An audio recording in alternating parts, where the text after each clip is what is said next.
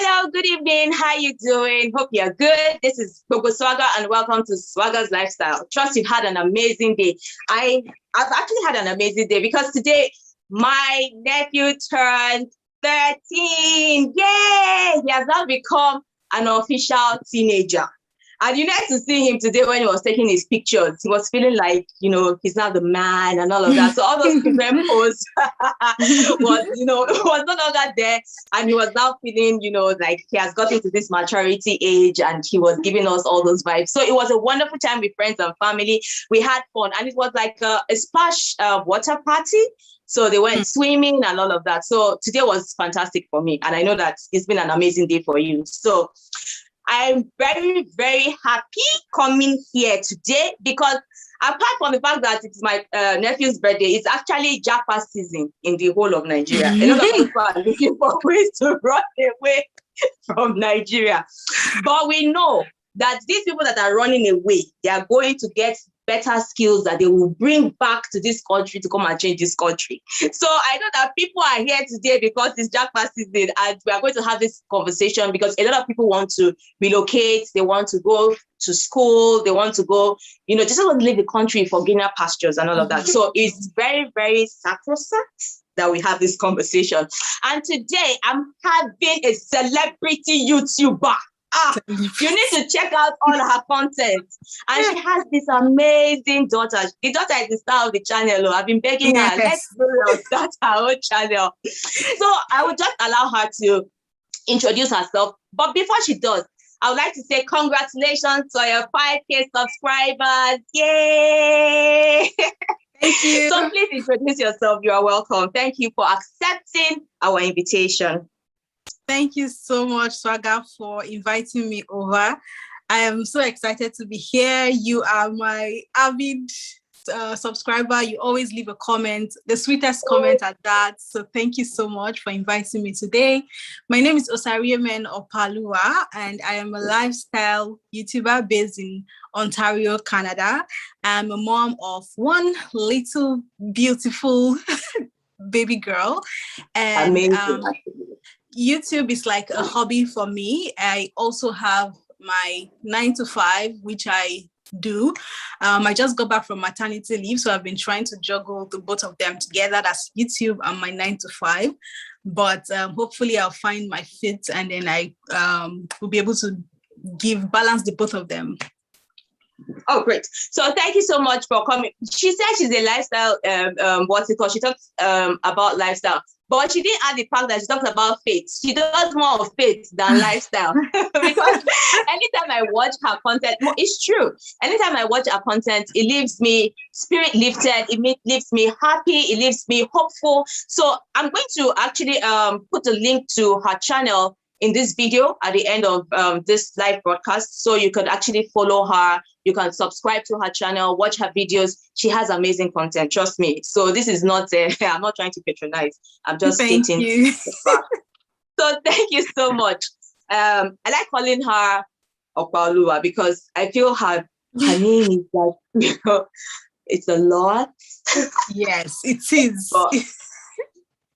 All right, so let's just go straight into the conversation because I know a lot of people want to have this conversation and thank you so much for doing this. So today we're talking about life in Canada, my relocation process. And our guest today is going to be talking about how she jackpot to Ontario in Canada. So why did you decide to relocate? First of all, how long do we have? How long do we have for this live? Oh, this conversation is till Mama calls, but let's say within an hour. Okay, all right, no problem. So yes, the reason why I relocated is I would say it was God's plan for us because we left the UK, my husband and I, we got married, no kids yet, and then we left the UK to Nigeria, and this was because his job at the time in the UK, they declared bankruptcy, and he was on a sponsorship visa, so they were not able to sponsor him anymore, and that means we did not have a visa to remain in the UK, so we had to relocate back to Nigeria, which was all orchestrated by God, in my own opinion. And while we were doing the whole relocation process to Nigeria, trying to settle in, our friend's mom told us about Canada. Canada had been in the picture, but it was supposed to be like a futuristic plan. But we said, okay, why not? We can give it a try. And yeah, my husband decided to just look into it properly, find out about the process. And yeah, we always wanted to live abroad. We don't mind living in Nigeria, but it has always been a thing for us to live abroad, to be honest. As long as we're in Abuja, we don't mind living in Nigeria as long as we're in Abuja. So, but we thought about it going to Canada, and we started the process. And yeah, that's I hope that answers the question why I relocated. Well, it does, because you're talking about it's orchestrated by God. Fantastic, that is true. So I was like, okay, so God will not orchestrate you now to now stay in Nigeria. To be honest, it's anywhere he leads us, anywhere he says. If it's Kenya, fine, we're good. Well, that's true. One has to follow the leading of God at all times. It makes life very, very easy. So I was going to ask you that, what countries were you looking into before you chose Canada? Because you said someone told you about Canada, but were you looking at other countries before you decided to settle for Canada? Yeah, so at some point it was Dubai for some reason, because we felt like the weather was good, favorable, at least closer to what we knew. And they still had, like, we just wanted basic amenities, right? We just wanted to be able to have constant power supply. You know, the stress that comes with Nigeria, we just wanted to avoid it as much as possible. Even though when we were in Nigeria, it wasn't that bad for us. Okay. But we were looking at Dubai at first, and we didn't even make any step forward. Like we just had it as an idea to move to Dubai. But obviously that wasn't what was supposed to be for us. Okay, so you said it's like you would like luxury countries, so because Dubai is all for the chills. Anywhere there is light and water. I understand. See, basic amenities for everybody. I think if we have that in the country, people will not look for how to just live. Exactly. But because we don't have, these things are not readily available, it's like they are just stifling one and all of that. So when you first got the news of your relocation, how did you feel? Like, it was so surreal. Like, I did not believe it. Like, it was a period of 6 months. Those 6 months it was almost like a year for me, or for us, because it just waiting, just knowing that it might come, it may not come, they may say yes, they may not say yes, the stress that comes with, the anxiety that comes with that.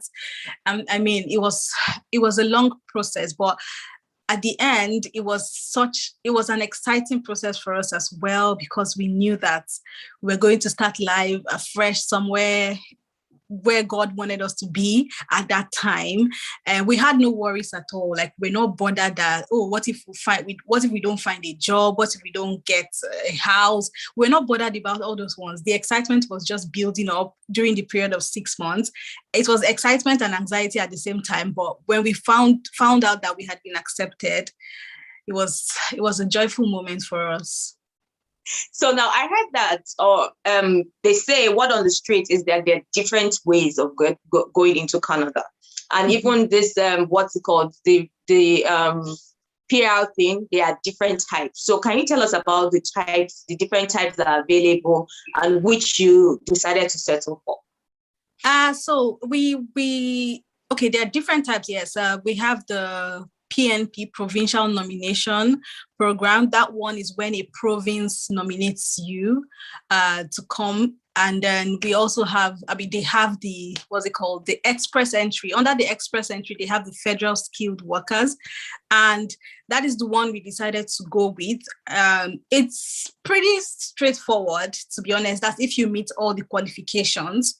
It's pretty straightforward. But I want to say that I'm not an immigration consultant. When it comes to immigration, it can be really complicated because everybody's case is different, right? So that's the disclaimer there. But we went with the express entry, and under the express entry, we went to the federal skilled workers. And that's the one that your points are being calculated. It's all point based though, and there's a cutoff. If you meet the cutoff, then you automatically have the permanent residency because they will invite you to apply, right? So yeah, that's the one we used. Okay, so and you said that. Okay. There are also other ones like the Atlantic program. I can't even remember, like the ones where they want people to come to the rural areas. They have the ones like that. They have the ones for business people, entrepreneurs. They have a lot, but I don't even know all of them off the top of my head. So which do you advise? It depends. It depends on the person's situation. None of them is like, I wouldn't say everybody should go through the express entry federal skilled, because right now the points are high, right? And a lot of factors are involved: age, work experience, number of family members you have, if you have someone in Canada already, those kind of things, education, those kind of things. Really, you're supposed to factor in all those things because they count to give you points. So I wouldn't say, it's not one size fits all. In our case, everything was on our side: age, the work experience, and then your English exam as well. That's the IELTS. So in our case, everything else was in our favor because my husband was the primary applicant and he just aced everything, right? So it's not one size fits all. Most of the time, when age is not on your side, it's recommended that you do the provincial nomination, and that one, at least the age gap is a little bit flexible, or it's increased a little bit for people who are on the older side. Okay, thank you for that. So let's look at the comment section and welcome people that we have online. So we have a 100-fold business, wonderful session. Keep it up. Thank you so much for tuning in. We have Oluwatosin Gwade, our jackpot journey. Let me get a pen and paper. Thank you for tuning in. We have Osioma saying hello. Hello, you're welcome. Madam Oluwafumila, interesting topic. Thank you so much for tuning in and joining us. So I know that we have a lot of people that are going to start asking questions. So now you talked about the provincial nomination. How does that work? So that one is, I think it's, to be honest, I haven't even paid so much attention to it, but from my understanding, it's when you put in the application, but the province, maybe if you meet the cutoff mark for the province is the one that picks you out of the pool. That's the general pool for the express entry. The province picks you or nominates you to come and apply, but you apply to that province alone. For example, Ontario. So as the federal skilled, I can live anywhere. I enter Canada and I choose where I want to stay. But if you're going through the provincial nomination, it must be in that particular province. Yeah. It's the province that nominates you that would invite you to apply, and then you have to stay in that province for a period of, I don't know if it's 3 years now, don't quote me, but you have to stay for a period before you can actually move out. Okay, thank you for that. So now you spoke about, I want you to tell us about your relocation journey, because you said you waited for like 6 years. 6 months. In that 6 months, what was the process? What were the things, step by step? Take us through that journey. Okay, yeah. So in the first thing we did was to calculate our score, just to give us a rough idea of what the future might be for us. So we went on the CRS, Canada, now I can't even remember, Canada Relocation Service or something, the CRS website, and they have a link, a calculator that calculates your score to see if you're eligible to apply or not. And if you're eligible, you can calculate your score. You put in all your information. They'll ask you about your education, your background, your marital status, and all of those things. They'll ask you about it. And then it gives you, like it's a simulator, it gives you the points that you, based on the response, it gives you your points. And then, so when we did that, yeah, we saw that our points at that time, it was about 460 something. It was good enough. And so my husband decided to write the English test. Now it's really different now, because if you're relocating as a couple, the both parties will have to write the English test. But in our case, my husband did everything. So you now decide between yourselves who is going to be the primary applicant. Yes. And so my husband was the primary applicant because he has a master's degree. So that obviously gave him more points. More advantage. And then, yes. And then he wrote the English exam, which he passed very well. And so by the time we put in everything, like the actual test exam, the actual exams results, we put it into the simulator. It gave us points. And then this was just giving us the go ahead. Like when we saw that, okay, this is good, we have enough points, we now decided to, he did the West, he verified his degree, his master's degree. So because he schooled in the UK, it wasn't a problem to verify his master's degree. But this is why it's such a challenge these days, because most Nigerian universities will take ages to respond to West. Yes. So he did the West, they got back to him.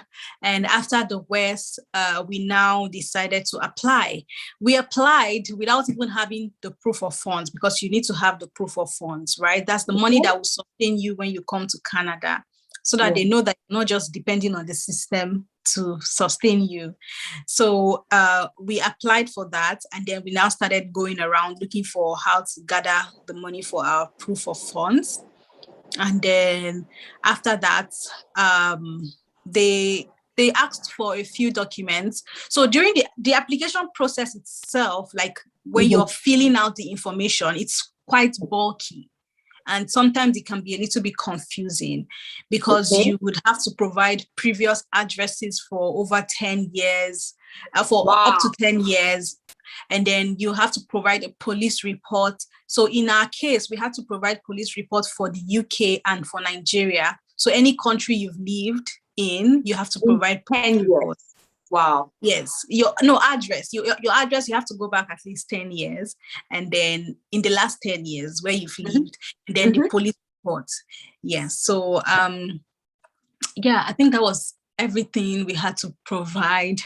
And then after we clicked submit, that was when the waiting game now started. And we started waiting for them to give us a response. They got back to us at some point and said they needed extra documents. I think it was something about my siblings or so, our siblings. And you must put their documents too for your sibling. Wow. Yes. There's a space for it where they'll ask you certain questions. Now this is over 3 years, so I've not even gone back to it. Like I entered Canada, I didn't look back, so that's why I cannot remember. I know that feeling. I honestly cannot remember, but yes, you provide all the information, right? Because if you want to stand, like now, I provided my siblings' information. He provided his siblings' information. So if his sibling is applying, they would say they have someone in Canada, and that would give them extra points. Extra points. Oh, I get you. You. So what, like, for example, the simulator you talked about, what are the questions what are the questions that they ask that you use to calculate your points? Okay, they'll ask you if you have your level of education. There are different options. So if you have a master's degree, obviously it gives you more points. If you have just a bachelor's, that's like the basic point. Then they'll ask you the score for your English tests. So you put in the listening, speaking, writing. You put in all the score. Yeah, you put in the score. They'll ask you about your marital status. They'll ask you about no, I can't remember everything. But yeah, they'll ask you about the number of people coming with you to Canada. So if you have children, if it's just yourself, if it's you and your spouse, they'll ask you those questions. They'll ask if you have any work experience at all, 0 to 5 years, or 0 to 3 years, 3 to 6 years or 3 to 5 years, they'll ask you about the work experience. They'll ask you if you have any work experience in Canada, because the work experience in Canada will also give you more points. They'll ask you if you have any education. Yeah. If you have any education in Canada as well, because those ones will give you more points as well. So those are the kind of questions they'll ask you. It's not anything, it's not serious, just for you to know your fate, right? So you know whether you're going to use the federal skilled express entry or you're going to go for provincial nomination. Okay, now, so question for you. You spoke about doing the simulator. So the first step is the first step doing the what's it called, checking your score, or is the first step for you to write the test of English exam? What's the first step? Oh yeah, I think the first, because the simulator you can use it anytime. You can always edit, right? So when you're doing it, if you're using it depends. If you want to use the simulator, you're going to obviously put what you think you would get in the English exam. In English exam, okay. Yes, it's not like it's not something that you submit. You just want to have an idea of what it looks like. So if you think that, okay, this exam is beans, I can always ace it, you put in 7.5, 8.5. I mean, the bands that you think you can get, and then that will give you an idea. But when you take the exam, that is when you now put the actual score. And you put your actual score. Yes. Okay. So you can't really depend on the simulator if you've not put in the actual information. It's just to give you an idea. Okay, but when you're test running the simulator, you're not submitting it. Like it's not going to them. Nothing is going to them. It's just like you're trying and all of that. Okay. Exactly. Now, so when you write the exam and you have a good score and you do the simulator and it's good, then you now proceed to apply, right? Yes, you proceed to opening a profile, and it's within that profile that they now start asking you all the questions. You now start filling in basically the online forms, and then when you have all the information at hand, like the exam, your wares, every other, your police reports, every other information, when you have it at hand, then you you create a profile, and it's through that profile, when you fill out all the necessary information, then you will enter a pool. Okay. Yes, when you get into a pool, it's like those toys. Well, anyway, let me not use any unnecessary example. Why you spin the wheel? Exactly. If you meet the cutoff mark, then you get invited to finally apply. Like you now apply for the process. And that one, really? So you first have a profile, then the profile takes you into that spinning wheel. And then if you now have, but what's the range of the score? Like what's the maximum score? What's the minimum score before you can apply or before you could actually get into the pool? So it's not something that is static. It's not fixed. Sometimes it can go up. Sometimes it can go down. As our time, it was around 460 something, 460 something at that time. This was 2018. But I don't know what they used to determine the cutoff for every. They call it draws.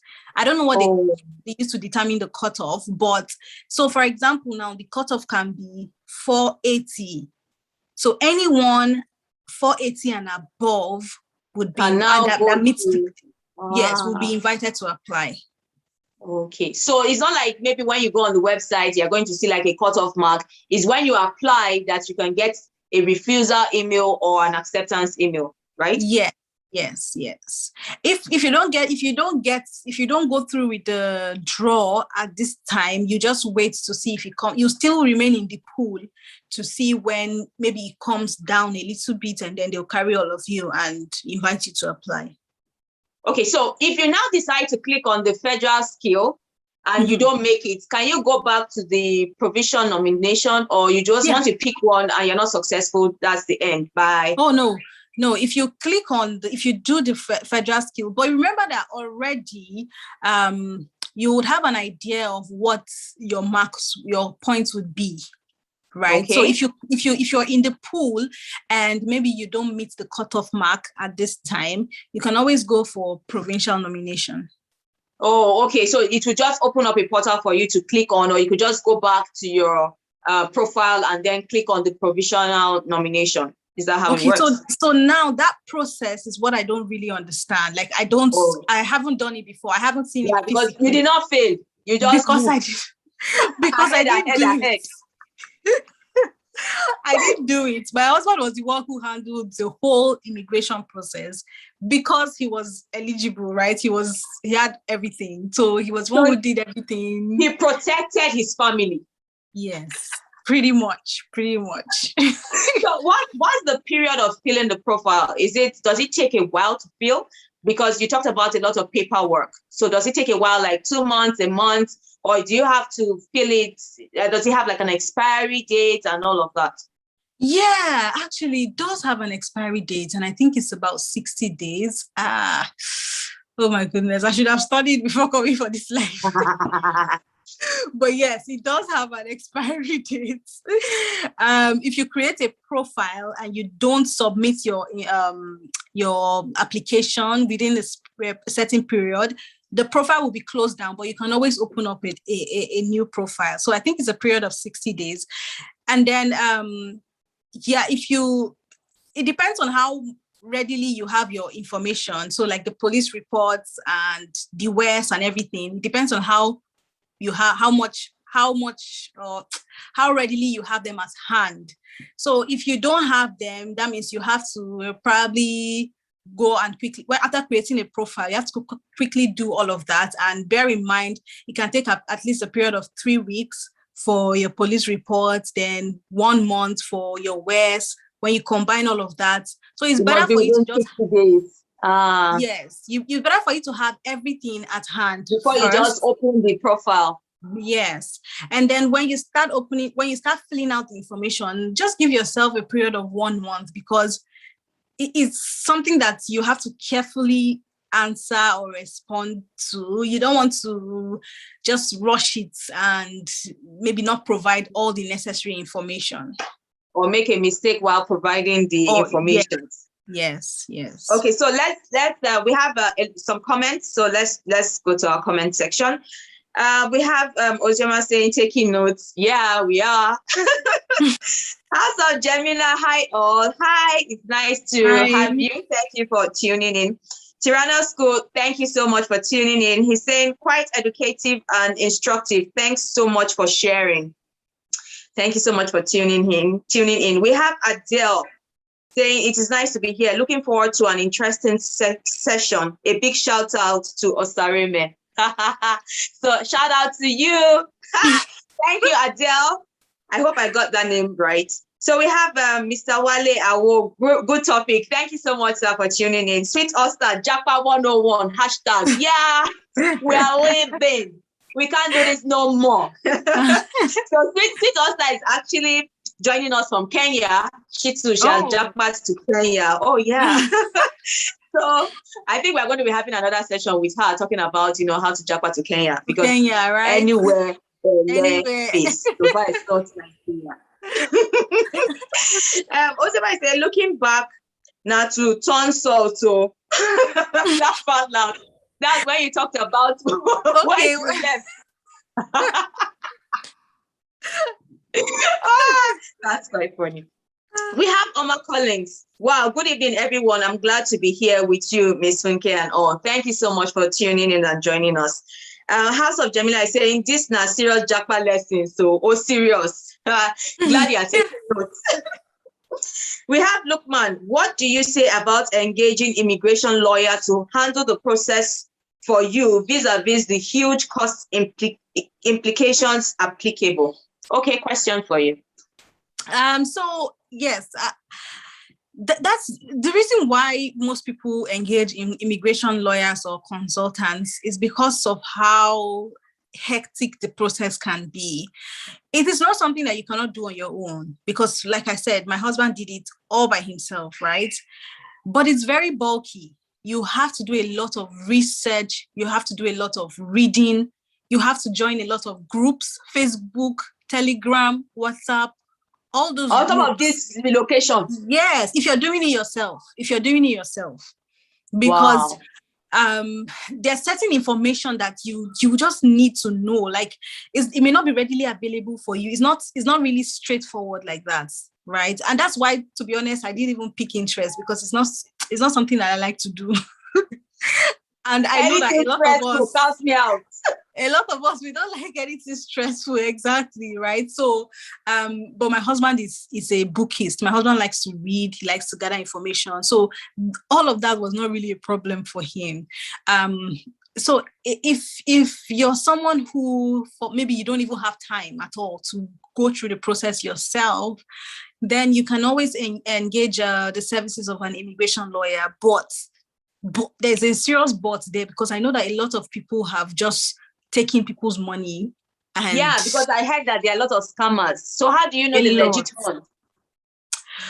I think reviews in this online world, reviews, like if the person doesn't have that much review, like people would, if you go on the person, they must have a valid website, first of all. If the person doesn't even have a valid website, or don't just depend on Instagram page. If the person doesn't have a valid website for you to be able to verify them, a platform where people can review the information that they are providing, or the services that they're providing, just be wise, just be smart online. Just look for how to Google them, find out their name. Maybe it's Osariman Immigration Consultant. Google Osariman Immigration Consultant and see what people are saying. If no information comes up about me, then obviously I'm probably just starting off. That's true. I'm not legit, one out of the two. So you have to shine your eye very, very well. So your advice is try as much as possible to do it yourself if you can. But if you can't, when you're looking for an immigration lawyer, ensure you do your research before you give your money out to someone. But what is like the minimum price that you could actually get or engage an immigration lawyer? Well, no, I don't know. I can't tell you. I can't tell you any particular price. I don't know, but it depends on the people, right? Just know that the ones that are extremely cheap, be wary of them. So they are expensive. Yes, because it's a hectic process, right? But aside that, this is just, how do I even put it? Anyone who tells you just bring money, you enter Canada, then that's a liar. That's a liar, yes. Because no matter how good I am at my job, I'll still involve you, who is going to be the permanent resident. Like, you will still have to do your own, you still have a part to play in the whole application process. You fill forms, you answer questions, you do the police report. Like, there are things that maybe my own job as an immigration consultant will just be to tell you, okay, this is the step. Have you done this step? Okay, let's go for this next step. You will still be the one doing everything, but my job, because I've gone down that road before so many times, it's just to guide you. To guide you, exactly, but not to entirely guarantee that you are going to become a permanent resident because you use my services. Okay, so I was going to ask a question, but I think you answered me partially. Where I was going to ask that, now, if you engage this immigration lawyer, is it that you're going to provide the person with your profile and PIN, and the person has to enter all the information for you, or the person tells you what to write, or how does it work? So I think it depends on every immigration, the kind of services they provide. I haven't used any service before, so I wouldn't really tell exactly, but most times they will just probably ask you for your profile information, and then they will fill out all the information. Now, it depends on the kind of service that they provide, right? Yeah, so, but from the one someone close to me has experienced, they just basically did the calculation for them, just the calculation, just the simulation. They collected money just for the simulation. Yes, just for that How much did the person pay? About I think it was more than 100K, Sha. It was more than 100K. 100K for someone to go and calculate your score. when you don't know, when you don't have that's why information is very good. It's good for you to read yourself and gather as much information as you can, so that when someone is telling you it is this, you know that it's not. But I mean, we all learn, right? We all learn. That's true. So, Lukman, I hope she has answered your question. If you still want clarification, you could still, send us a comment. So we have Olayinka. Oh, hi, Auntie Yinka. Thank you for tuning in. Nice, funky. Thank you so much for tuning in. So we have Madam Oluwafimilayo. The Japa ministry is moving. Yes, we are moving to the permanent site. The permanent site. But they haven't done any draw this year. What happened? Of course, we cannot tell what happened. COVID happened.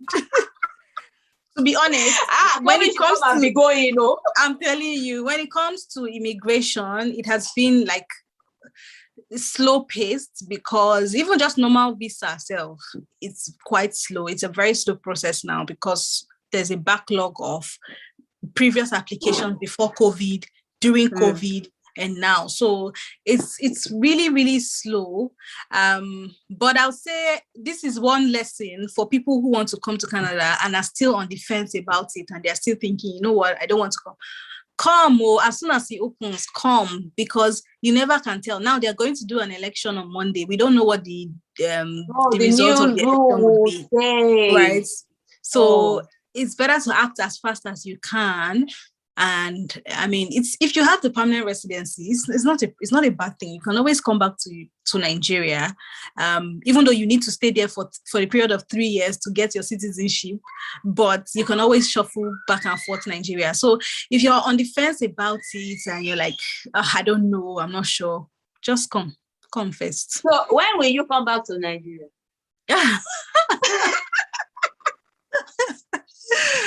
Very soon. I actually miss Nigeria. I see. I miss Nigeria so much. How much did you spend for the process? Like an estimate, how much did you spend for the process? Because I hear that a lot of people are saying that it's expensive to go through all those the relocation process and all of that. So let's say like an average cost that you spent for this process? So that's also dependent on how many people are relocating. In my case, it was 2 of us at the time. So I would say roughly 6 to 7 million. That's include Naira. That's including the proof of funds. Okay, right? let's leave the proof of funds one place now. Okay, let's not talk about the proof of funds. How much, like all the the writing of the exam, the application, like how much? I don't know. Let me say 1 million. Yes, 1 million, including delivery, like everything, Sha. If you want to just gather everything together, 1 million. 1 million. Yeah. Okay. So we have Madam Oluwafimilayo saying, how did you guys put your proof of funds in your account? Okay, sorry. Did you guys put your proof of funds in your account before the ITA, which is invitation to apply? Yes, we had the proof of funds at the time when they gave us the invitation to apply. Yes, we put it in our account. Even though it wasn't complete, I think it wasn't complete at that time, but we had a huge bulk of it in the account at that time. And so I think it's still down the line after the application process, when they now pick your file, they now start checking your account information and everything that you provide. But yes, we had some money in the account first before applying. So like, how much is the proof of fund? It changes at the time. At the time, for just a family of 2, I think it was around 15,000 Canadian dollars. Okay. Yes. So it changes. Now it has gone up, definitely. It has increased. Okay. So we have Geraldine saying, hi, everyone. Hi. Thank you for tuning in. Madam Lafayette is saying, you guys put the money in your account after the ITA. Oh, she has answered that question. Said you can know a genuine immigration consultant by asking for their IRCC number. Oh, okay. Thank you so much. Okay. She's actually a lawyer. So this, thank you for the information. IRCC number. So, Lukman, hope you took that information. So if you're looking for an immigration consultant, ask for their IRCC number. But it's not possible to, if all these fraudulent people, can't they just go and put something? Is there a place that you can check somebody's IRCC number to know if it's legit or not? I believe there'll be a place. Okay, great. I believe there'll be a place to verify. Okay, so she said the Immigration Consultant of Canada Regulatory Council, that is ICCRC. Okay, so I think maybe you can check their number there. Thank you so much, Madam Oluwafunmilayo. Fees go up as high as 1,500 Canadian dollars. Wow, for getting consultants. Okay, so Lukman says, I want some clarity on this provisional window. Are you saying if someone applied for provisional nominee, would that person be restricted to that province? Yeah, she said that earlier for, I think, a particular period of time. Yeah, probably maybe 3 to 5 years. You can check that out. So yes, once you go into that provisional nomination, you have to stay within that province. Madam Olafuna is saying express entry, federal skilled workers plus full legal services plus recruitment stroke job search. The Canadian dollars is 2,950. This is comprehensive, full service representation for a term of 24 months. Lawyer, please, everybody, I think you can contact her. She has very good information on this legal way so that she can help you. Yeah. So we have divas. Hey, respect. Thank you so much for championing this cause. So. Yeah, well done, guys. Application cost was around 1 million naira when Canadian dollar was around 265 naira to 1 Canadian dollar. Now, you should just do the calculation now and, by faith, apply. Now, Canadian dollar is 425 naira. It is well. So do the maths. Madam Olafuna says there is a database to verify IRCC number. Thank you so much for that information. Express entry, federal skilled worker plus legal services is 1,895, 12 months representation. She really has great information. Oluwatosin is saying, great discourse. So we need money to start this Japa journey. Yes, so a lot of money. So, all your savings, your piggy banks, and everything, start digging it out. Exactly. What is the period of the exam? That is what's that exam called? The IELTS. Yes. What's the period for the? Is it 1 year, 2 years, 5 years? Once you write the exam, what's the expiry period? IELTS lasts for 1 year. So that means it's better to start doing other things before you write the exam. Because if it lasts for 1 year and you have 60 days to apply. Wow. Oh, wait. Sorry. So, I need to just verify this information. Let me. Okay. Just do that. So we have Cecilia. Hi, Cecilia. Thank you for tuning in. She's saying very informative session. Thank you so much. So we have Geraldine saying, when is IRCC delivering PPR? We are tired of waiting. Okay, so that question, can you answer it, or maybe Madam Oluwafunmilayo can answer it? She's asking, she said, when is IRCC delivering PPR? We are tired of waiting. Like I said, it's because I can't answer the question, but this is what I feel because of what is happening. There's a lot of backlog of application. Even though things have opened now, it's still going to be a long time because they have to attend to a lot of people or a backlog of applications that have been submitted. And just to correct myself, IELTS lasts for a period of 2 years, not 1 year. Yeah, that's true. We have Buki Leo saying, hi, Buki, IELTS duration is 2 years. And Madam Ufa is reiterating that it has a 2 years validity. And so that is sorted.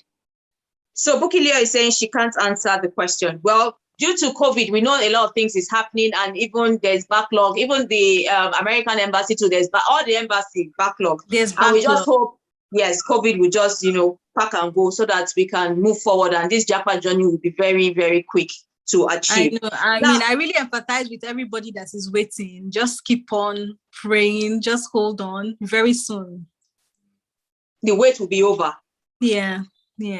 Okay, so I asked this question earlier because I was going to ask that for people looking to relocate, what's the best option to go with? And you have explained how by the time you do the simulation and all of that, you know your score, you know which you should go for and all that. Now, there's this option where people would actually come to study, and then they would now try to transition to get their work permit and all of that. Can you speak about that, or can you explain it more? Okay, yes. If you come to study, if depending on the number of years, so not just 1 year master's, maybe a course of study for like 2 years at least, that would give you, at least they'll give you a period of 2 years as well after the course of study, where you can be in Canada on a work permit, look for a job, and then within the period of 2 years, while you're working, you now start applying for permanent residency. But obviously, it's going to be easier because you already have Canadian educational experience and Canadian work experience. So what you have to do now is get the English test done. And I don't even think you really need the proof of funds in this case. I don't think you really need that, but you just have to write the English test and then apply for permanent residency. So it's pretty easy for people who come through study, but then again, that's if you get the visa, right? The study visa. Well, that's true. Now, but for people that's actually studying in Canada, do they still have to write the English test? I think they would write again. Yes, you still have to, because you're writing. There are two of the English tests. There's one for immigration and there's one for education. So if you're writing for you write for education, you still have to write for immigration. Okay, thank you for that. Now, what should you plan for when you relocate to a new environment? Like, for example, when you were leaving Nigeria and you were going into Canada, what are the things that you should plan for when you're actually, changing your environment and stepping into Canada? Plan for the worst. Plan for the worst. Okay, so number one thing is weather. Plan for the weather as much as possible, depending on the time when you're going into Canada. So if your relocation process involves winter, you have to plan very, very well, especially if you have kids. The winter jacket you may find in Nigeria may not be okay to really, really sustain you, but it would help to prevent. So you cannot just walk into Canada with one kind of simple jacket. Exactly. You have to prepare for the weather. You also have to prepare for accommodation, plan for accommodation. Most of the time, Airbnb would be the best option to start, at least to just lay your head for the night. And then plan for pickup, airport pickup. So the person that will pick you up from the airport to your Airbnb, you plan for that. Plan for job in terms of working on your resume, making it at least up to Canadian standard. Yes, you plan for that. And if you have kids, of course, you plan for their survival too, just in general, how they're going to cope, how they're going to make new friends, how they're going to start school and all of that. But in all, I would say just have a very positive mindset. I know I said plan for the worst, but just have a positive mindset towards the whole relocation process, because you would definitely go through some rocky stages, but it wouldn't last too long. Okay. Now, this question I was going to ask you, but since you said you were not the one that wrote the exam, and I know that your husband is actually watching, so I think he would actually help us and answer in the comment section. I was going to ask that, what are the hacks to writing the IELTS exam? What are the hacks? Okay, I can answer one. I can answer one. And that's YouTube. YouTube. YouTube videos. There are so many YouTube videos out there talking about how to pass the IELTS, speaking, writing, and all of that. So that's why it's a lot of information, right? So you gather as many information as you can on YouTube on how to write the exam. And of course, there's study materials. Study materials may not be readily available to you. That's why you have to join a group, like maybe like WhatsApp group, Telegram. At that time, we had a Telegram group. My husband had a Facebook group that he was on. And I don't know, for some reason, they share information among themselves and then they can, I think they provided some study materials at that time on the group. And so those are the kind of things that can help. So can you tell us the name of the group? Because, maybe I can go now and start forming group. Well, I'm not a scammer, but somebody out there can go and start forming group and get people to pay or something and, start scamming them. So if you have probably accredited or recommended groups, if you could just tell us so that people that are looking to go on this journey can actually join these groups and it will help them. So for Facebook, the one I can say is Facebook Canadian Immigration Express Entry Immigration. If you type in that on the group on Facebook search, on the search engine on Facebook, it will bring out all the groups that are related to Canadian immigration. Now that is a little bit, it's too broad because there are so many people on that group, or there'll be so many people on the group. But when it comes to specifically Nigerians, to be honest, my friend added me to the group and I'm no longer on the group because I changed my number and all of that. But when it comes to Nigerians, Naira Land is a good place. Well, I wouldn't say a good place because there's a lot of scammers. But if you go on Naira Land, you find a lot of information as well. And you just might see people who are part of a group that might be able to add you to it. So I used Naira Land at that time. I don't even know if it still exists. Well, Naira Land still exists, actually. Okay. So from Naira Land, you could get maybe like the Telegram group to join or the WhatsApp group to join and all of that. Thank you for that information. So what were the culture shocks you witnessed? A lot of culture shocks. The first one was the fact that they say thank you after they step down from the bus, and like that wasn't from me at all. I didn't know why. You said thank you to who? To the driver. Yeah. Oh really? Oh bless. Yeah. They're very polite. They say thank you. Another one was the bus routes, like finding a bus stop. That was a hassle. That was a serious hassle for me because I had to use Google Map, and I don't really use Google Map in Nigeria. So it was new. Everything was new. Difficult. Using Google Map to find your bus, to find your bus stop, to direct you. Even till today, I still miss my bus because I can't really read Google Map. Wow. After how many years?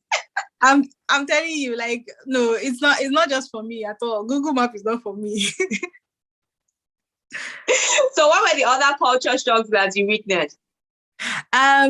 So let me say, crossing the road, like when there's a zebra crossing, it's the minutes, all the cars stop. So you would take your time to cross. Well, obviously, it's counting for you before it turns. It gives the cars permission to pass again. But I didn't trust it. I didn't trust them. I didn't trust that they will actually stop. So I'll be rushing. You see what Nigeria is doing to you. So you're busy looking left, right. Honestly, like, let me just go get to the other side of the road. I can't even. I can't even risk my life. Another thing is the way they relate to their leaders or the way they relate with people who are older. This one was in the office. Like, I kept on saying ma, I kept on saying Mrs., Mr., and all of that, calling people that are superior, older. I kept on saying that to them, and they just, I mean, it makes them feel old if you call someone ma or something like that. You know, for us, it's respect, but to them, Yeah. They go on a first name basis. So you call the person Vanessa. If it's Vanessa, it's Vanessa. Even if the person is top manager, is Vanessa. So I had to adjust to that. And another thing is the way they relate to their leaders. They can say, like, they are open to criticize the leaders and without any fear, because of course they have rights that are protecting them. So yeah. Okay. Thank you for that. So what are the important information you should have before, during, and after the relocation process? So first of all, find out what's available to you as a new immigrant, because there are certain programs that the government would do or they have available for new immigrants to help, to assist them, even though you have proof of funds, right? When we came in, we didn't have a job instantly. So we had to go on something called Ontario Works. Now, it's different for every province, but for Ontario, it's called Ontario Works. And this was the government paying us a certain amount of money for feeding and accommodation. Obviously, that's not going to cover everything, but it's just so that you're not on the streets. Like a help. Yeah. Yes, help. Yes. So find out the services that are available. And I find out that a lot of people don't know that these services are available when they come to Canada. So this was even an information to us that was provided at the airport. One lady that we met at the airport. So your networking starts right from the plane, right? Your networking starts on the plane. The next person, if you meet someone coming to Canada on the plane, yeah, you can always network with those kind of people because you don't know the kind of information they have. So find out what's available to immigrants. And then when it comes to job as well, because of this service that we're on, it was like an integration into the Canadian work system. So we're going to it like our job, like our everyday job. We'll go in the morning. They'll teach us about being in Canada, working in Canada, the Canadian culture and everything. They will teach us about that, and they were still paying us as well for just even attending the courses. If you attend if you take a course on is it Udemy or Udemy, if you take a course, they'll reimburse you just so that you can build up your professional get some certifications that would allow you to work in the Canadian system. So now, these monies, do you pay back when you start working, or that's it? Oh, that's it. So if you start working, you don't let them know that you started working. Then you owe them, because if they're still paying you and you're working, by the time they cross-check, in fact, before they can even put you on the system, they will check all your bank statements to be sure that you don't have money somewhere. Yeah. So if you start working and you don't tell them that you started working, you're going to start owing them all the money they've been paying you. So in this case, you're now owing the government. So you can't pull a smart one. Systems that work. Now, yes. So where you stay, is it French speaking or English speaking? Okay, where I stay is English speaking, but most times you see that the things are written in French and English. But there's just one province that's strictly French. That's the Quebec. And that one, they don't communicate in English, they communicate strictly in French. But in general, maybe if you're looking at the signs, the road signs, you can see it's written in English and French. That's in Ontario here. You can see it written in both English and French, but the general language is English. Okay, so let's quickly go to our comment section. Okay. So we have Bukilio is saying the better to have a good plan before embarking on immigration process. You have to know your why. Why are you leaving? The why is Japa now. But anyway, you need to have a purpose. I get what he or she is saying. You really need to have a purpose. That's the first thing required. And follow all the steps she mentioned. IELTS hack is practice, practice, and practice. KSA used to have the best IELTS group back in the day. Okay, so that's an information. I think the best is to read and practice. Naira Land, 100%. That's what Ozema is saying. British Council have fantastic study material on IELTS. Thank you for that information. We have Oluwafemi Alade. Hi, thank you for joining and tuning in. Zebra, when I know be zebra. When you talked about the zebra crossing. Yeah. He said no zebra crossing on the road. It's more of crosswalk. Canada work culture is a first name basis. First thing is to drop Nigerian mindset at the airport in Lagos or Abuja. It's not that easy. You see this Nigerian mindset. It's very strong, though. It's very strong. It's a struggle that you have to drop it. So when you're now saying, you know what, once I just get to the airport, bye. You will see that by the time you get there, you will start doing some things that by the time you see something $5, you will first change it to Naira. How much is this in Naira? All of that. So I think it's a gradual process.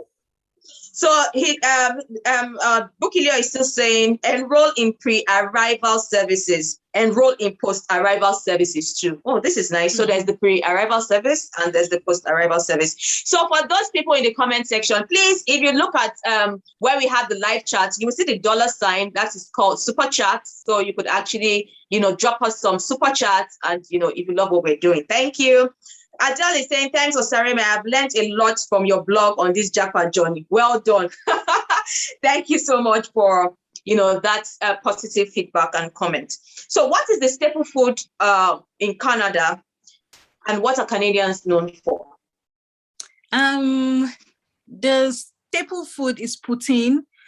It's a combination of fried chips, some cream, cheese, chopped chicken, bacon, depending on who is making it. But the staple food is poutine.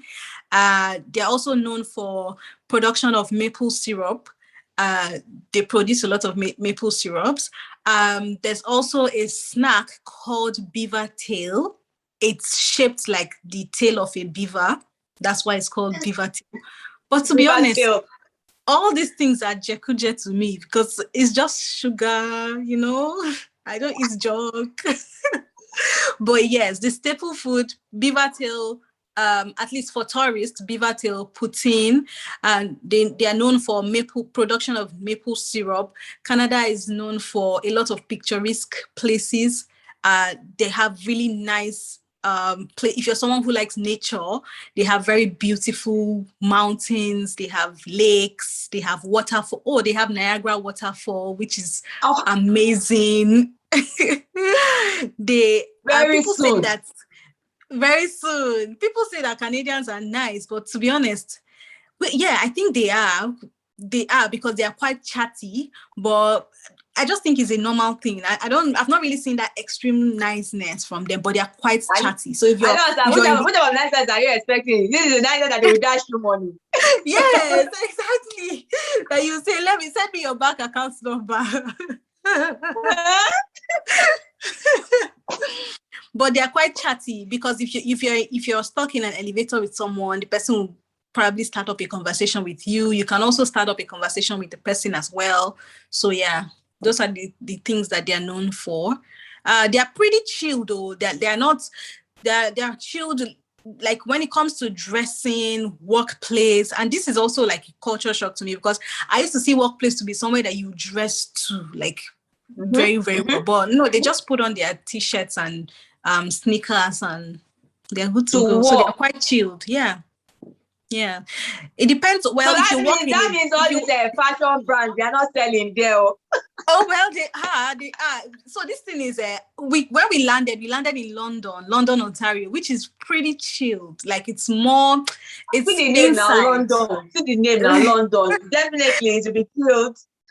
It's quite, no, it's quite chilled. But when you go to Toronto, that's where you now start seeing all the fashion sense and everything, like people dressing up and looking nice. But London is quite chilled. People don't really bother to dress up as much. Really? They're not living up to the London name. Maybe they need to change it. No, definitely not. They're not. No, they not even match it at all. So how do you cope with availability of Nigerian food items and ingredients? So the ones we can ship, we ship. That's or the ones we came with at that time. So like egusi, there are African stores. Definitely, we have African stores all around. Because I'm in Ontario is pretty central. But I'm sure, I don't know about people in Calgary, Alberta, and all those other provinces, Manitoba and all those provinces, but Ontario is pretty central. So, and it's a lot diverse. So we have African stores. We also have Asian stores, and some of these Asian stores carry Nigerian food items like okra, our kind of pepper, our kind of tomato, yam, potato. All those Asian stores, they carry all those kind of dishes. But when it comes to the egusi, the ogbono, the crayfish, you have to get them from the African store, or you bring a lot when you're coming with you to Canada. But is it affordable or is it pricey? It's pricey. It's pricey when you're buying from the African stores. Yes. Yam is a luxury. Yam is a luxury. So what do you advise? Do you advise for people to buy here and then they ship to them? Well, it depends on your pockets now. If you can ship yam, no problem. By all means, why not? But if you're coming with your normal luggage, I would not advise you to come with yam because that's just going to take a lot of space. Yeah, that's a lot of space. And that's a lot of weight too. Yes. So you come with the basics like crayfish, dried fish, all those things. At least you can come with them. But you have to also read what's allowed to go through immigration because there are certain things that are not allowed. So you have to read it on the website because they constantly update it. Oh, great. That is awesome. So we have Bookie Leo saying Canadians are known to be very friendly. Okay, we hear. So how were you able to settle down and adapt when you got to Canada? I'd say it's our mindset. It was all in our mindset. We didn't allow any of the challenge we faced.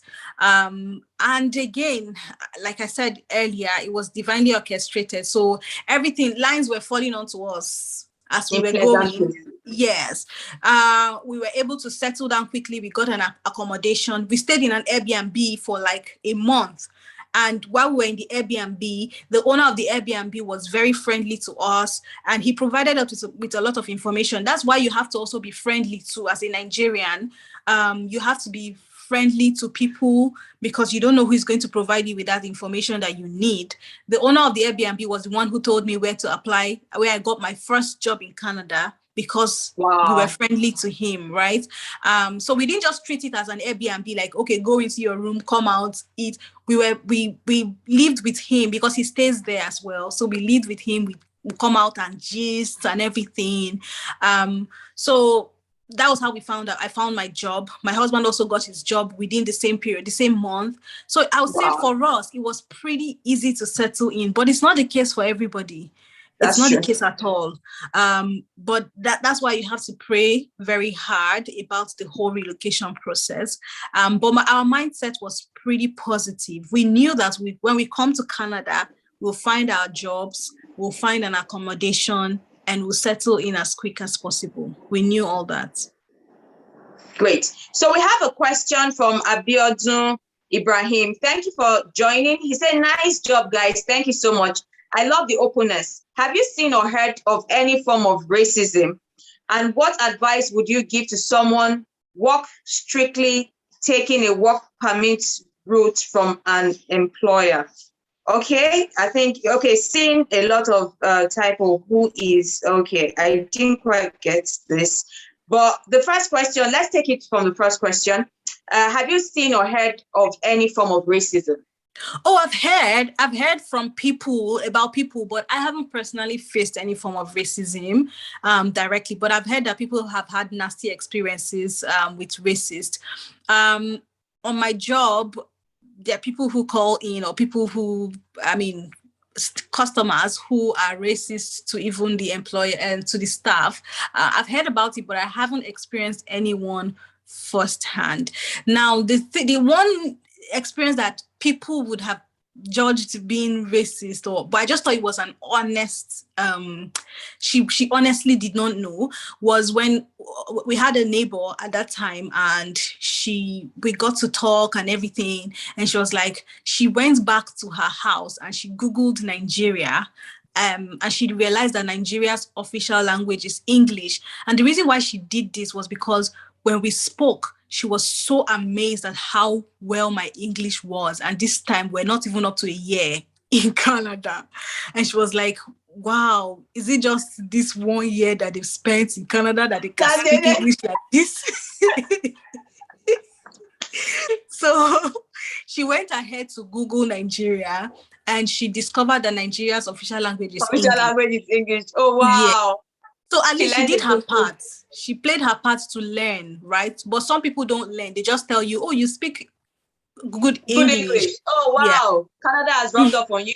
Oh, exactly. But the fact that she went ahead to Google it was what I said, okay, at least she did her part. She wanted to learn, right? So some people can consider that being racist, but me, I didn't. I'm not saying Jerry.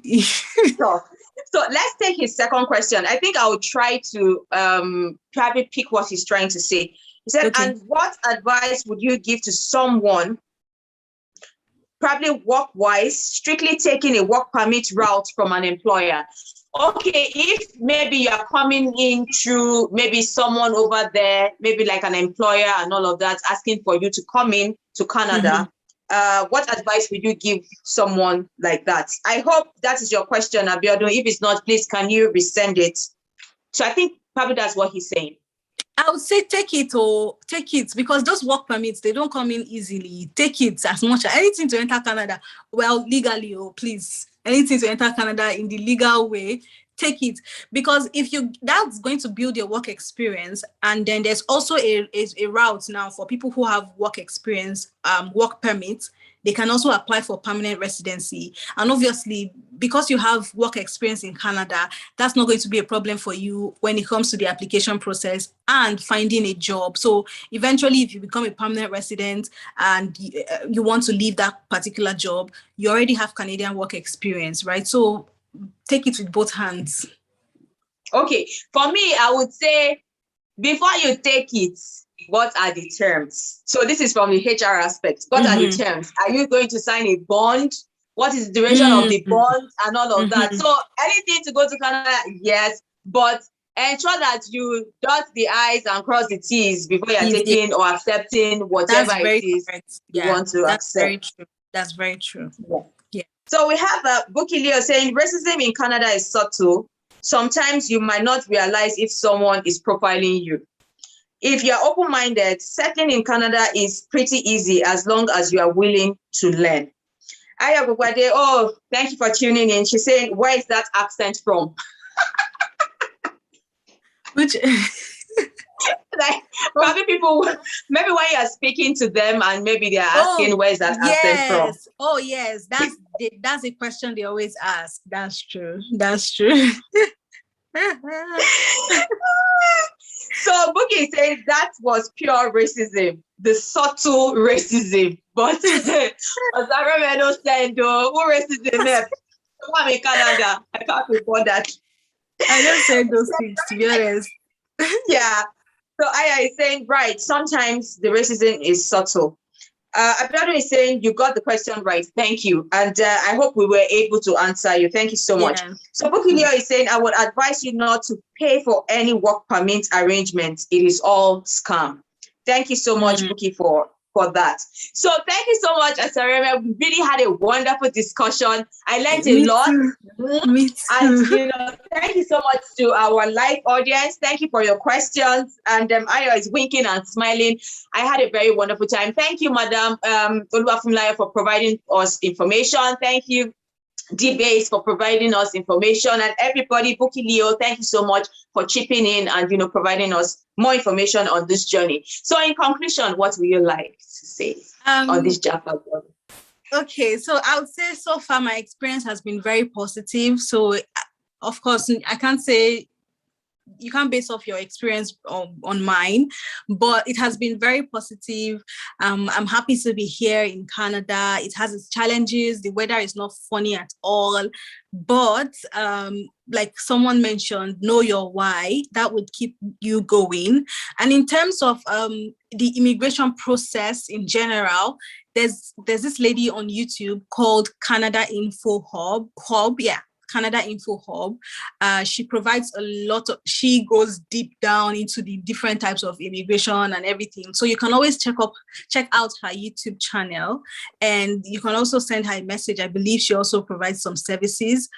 You can send her a message as well if you have any question regarding the immigration process. Thank you so much. And you know that I'm going to say this live because, when you talked about when you were still in London, you said you were actually waiting at that time. You didn't have kids. And, we are going to do another session where we are going to be talking about how you had your amazing daughter. So you're going to be telling us about the waiting period and then how God has been able to bless your family and you have this amazing, pretty daughter. We're still going to have that conversation and how you've been able to take care of her and juggle all of this in Canada where you do not have any help. So we're going to have to reschedule another time to have that conversation. And thank you for always saying yes to me when I call on you to come live. Thank you. So thank you so much, everybody. Next week, Saturday, we are bringing a certified psychologist. This time around, we're talking about therapy and counseling. Everybody, we all need it. We need it. We all need it. We all need it. So next week, by His grace, 9 p.m., we'll be talking to a certified psychologist who she'll be telling us a lot of things as regards counseling and therapy. Thank you so much, everybody, for tuning in. Till I see you next time, stay true to yourself. Start the journey. At first, what do you want to do first? The why. Why do I want to japa? Ensure you know your why. And I would like to say everything Osareme talked about today, it all boils down to what? Research. Do your research. Ensure you get that right information. Ensure you do due diligence. Don't get scammed. Don't be too hasty. Even when you're filling your form, step by step, don't leave any information. Don't try to change book. Don't try to be smart. Do things the right way. And before you know it, you're getting that email saying, congratulations, come over to Canada. Then I was going to ask you, is it after you get the, acceptance that you go for your medicals and all of that? Or do you do that within the period of application? It's after you get your letter, then you go for your medicals. Okay. At least that one is guaranteed. It's guaranteed that you're going to Canada. When they ask you to provide your medical information, it's guaranteed. Thank you so much for that. So we have people sending in their comments. Let's take that quickly before we wrap up this conversation. Okay. So Olabisi Osibo, thank you so much for tuning in. She's giving you a thumbs up. I like that. Thank you so much. Osama is saying this was fun and informative. Again, 100%. Thank you so much. We have Ade Joker sending love. Thank you for this. Bookie saying, Osas, if you complain about the weather in Ontario, what do you want people in Manitoba to talk about? That's another level. That's a higher level. Probably when we talk to someone from there, he or she can tell us the experience. But now we are having the experience for somebody in Ontario, and the person is saying it's cold. So. So we have Lukman saying, good job, well done. Thank you so much. We have Geraldine sending this. Thank you so much for that. Olabisi is saying, yes, next week, can't wait. Well done. Chinemeze, very insightful. Thank you so much to my amazing community. And please try to subscribe to Osareme's YouTube channel. You will learn a lot. You will even see Canada firsthand. And when you're seeing it, sometimes put it on your vision board though, and your dream board. You just want to put Canada and be seeing it and be saying, this Canada is for me. And when you're watching a video and be seeing Canada, be positioning yourself inside the places that she's going to. And God will... answer your prayers. Bookie is saying medical is not a guarantee. Medical is not a guarantee. Okay, when you do your medical, well, it's probably possible, but for me, it was guaranteed. Like when they just invited us to bring our medical this thing, I say, for sure we're going. But yeah, probably from the immigration consultant aspect, yeah, it's probably not a guarantee. Yes, because she's saying people still get rejected after medical. Well, wow. It depends on the results. Or maybe the results from the medicals, I guess, because they are checking your health history, right? So maybe that can be the reason why they will reject someone. But I don't know. I don't know what. Or maybe it's village people.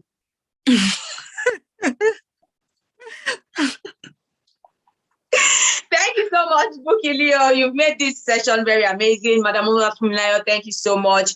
AY, thank you so much. Osioma, thank you so much. Tosin, thank you so much. Everybody. Okay, Madam Oluwafunmilayo is saying exactly medical history hitches. So probably maybe that is why they got denied. Well, I think our own case is different. So let me just quickly wrap up because with this discussion is so nice. I don't want you to go, but I think we really have to go because a lot of people have to go and do different things. So thank you so much, everybody, for tuning in. Thank you for joining. See you next time, next week, Saturday, 9 p.m. by His Amazing Grace. And we're going to have that conversation. So please do your research. And by the time you jackpot to Canada, you need to send me something, because, it was on this platform, you got all your information. I was even going to say that you need to send me my own honorarium. I'll send you my address. Don't worry. Be calm down. Be calming down. So for every one of you, please subscribe to my channel. I have amazing content. I create content on lifestyle. I create content on travel and events. And my lifestyle basically is action-based. So we talk about social things. We talk about mental things. We talk about marriage. We talk about financial things, anything about lifestyle. That's what we talk about. You're doing an amazing job. Honestly, my tours and also my event. Thank you so much. Coming from a celebrity YouTuber. I'm not a celebrity, please. Please, honestly, yes, your channel is very educational. Thank you for this feedback. Thank you. We'll continue to do more. Thank you. So this is Gbogbo Swagger, and this is Swaggerslifestyle. Take care and good night. Thank you so much for coming on the show today. I really appreciate it. Bye. Bye. Thank you. Bye. I love to do real. Okay. So we have Aya Bugwade saying she's clapping. Bookie Leo is saying, Funke, we are expecting you in Canada. Thank you so much for that. You also need to japa. Okay, yeah, Bookie, I hear you loud and clear. Let me go and start packing my bag and, start putting Canada on my dream board. Thank you so much. God bless you. Bye. Good night.